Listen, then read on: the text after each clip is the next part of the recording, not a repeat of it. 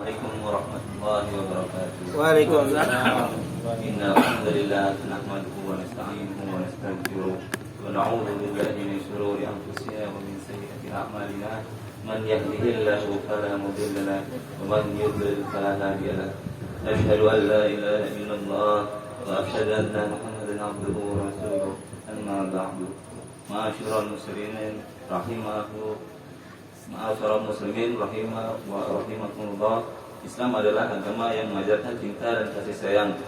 Rasulullah SAW sendiri adalah seorang yang lembut dan penuh cinta kasih, hingga pernah suatu ketika beliau mencium cucunya Hasan bin Ali, yang pada saat itu ada Aqra bin Habis Tamimi sedang duduk. Lalu ia berkata, aku mempunyai 10 orang anak, tidak pernah aku mencium dirinya. Kemudian Rasulullah SAW bersabda, man la yarham la yurham.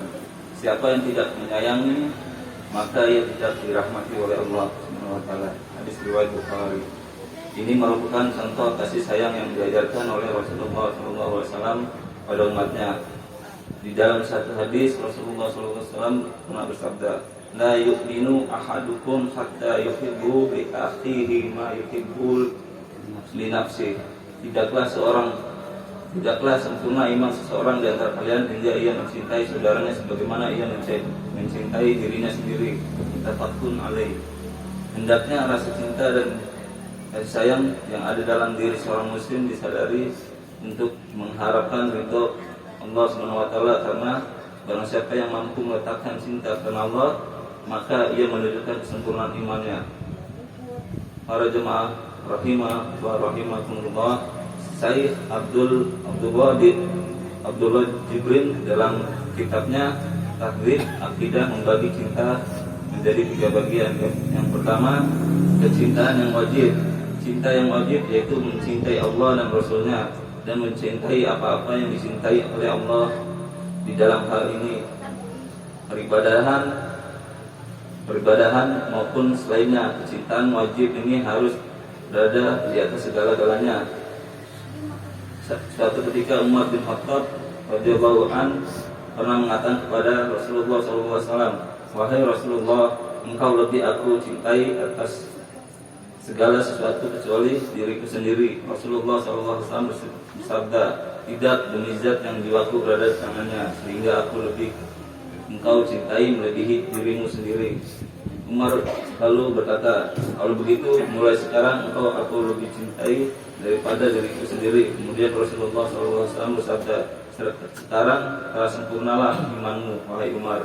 Hadis riwayat Bukhari. Yang kedua, kecintaan secara tabiat. Kecintaan secara tabiat misalnya adalah kecintaan orang tua kepada anaknya, seorang suami kepada istrinya dan hartanya dan lain sebagainya. Disyariatkan pada kecintaan ini tidak ada unsur ketundukan dan pengagungan, serta kecintaan ini tidak boleh menyamai derajat kecintaan Allah SWT dan Rasulnya. Jika derajat kecintaan tersebut sama atau bahkan lebih, maka ini termasuk ke dalam kecintaan yang diharamkan oleh Allah SWT. Sebagaimana Allah SWT berfirman di dalam surat Al-Baqarah, di surat At-Tawbah ayat 24, A'udzubillahi minasyaitonirrajim. Qul in kana aba'ukum wa abna'ukum wa ikhwatukum wa azwajukum wa ashiratukum wa amwalun iqtaraftumuha wa tijaratun takhshawna kasadaha wa masakinu tardawnaha ahabba ilaikum minallah wa rasulihi wa jihadin fi sabilihi fatarabbathu hatta ya'tiyallah bi amri wallahu la yahdil qaumal fasiqin.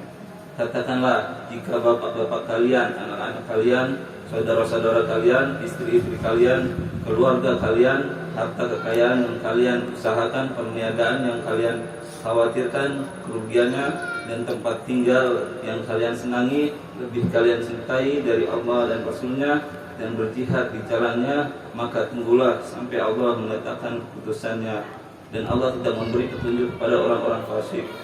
Syekh Abdurrahman bin Nasir As-Sa'di mengatakan, ayat yang mulia ini merupakan dalil yang agung tentang wajibnya mencintai Allah dan Rasulnya dan mendahulukan kecintaan tersebut di atas kecintaan kepada sesuatu apapun.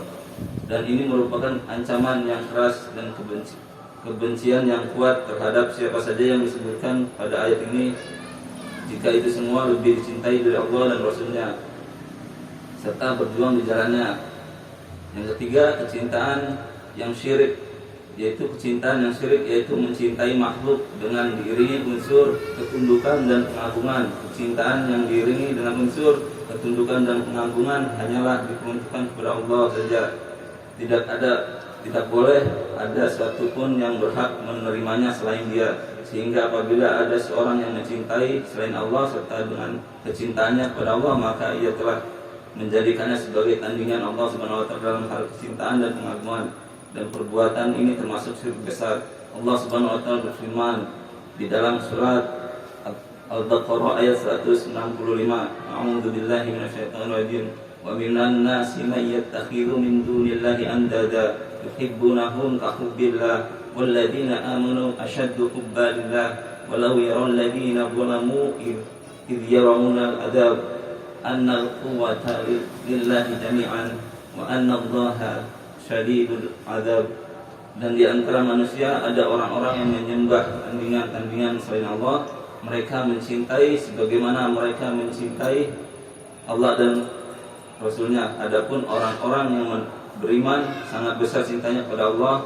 Dan seandainya orang-orang yang berbuat zalim itu mengetahui ketika mereka melihat siksa pada hari kiamat bahwa kekuatan itu kepunyaan Allah semuanya dan bahwa Allah sangat berat siksanya, niscaya mereka akan menyesal. Mungkin hanya ini yang bisa saya sampaikan.